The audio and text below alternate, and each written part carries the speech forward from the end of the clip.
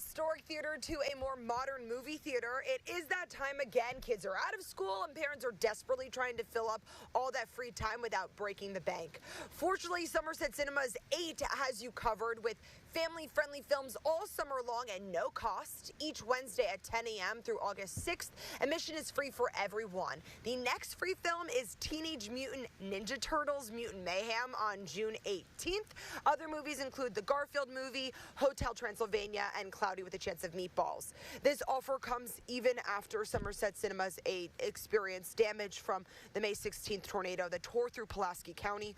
According to its website, the movie theater lost 2 screens and has to repair a third, adding that many people in this community were not as lucky. The post also included words of encouragement from staff saying, quote, "Stay Somerset strong, brighter days are coming."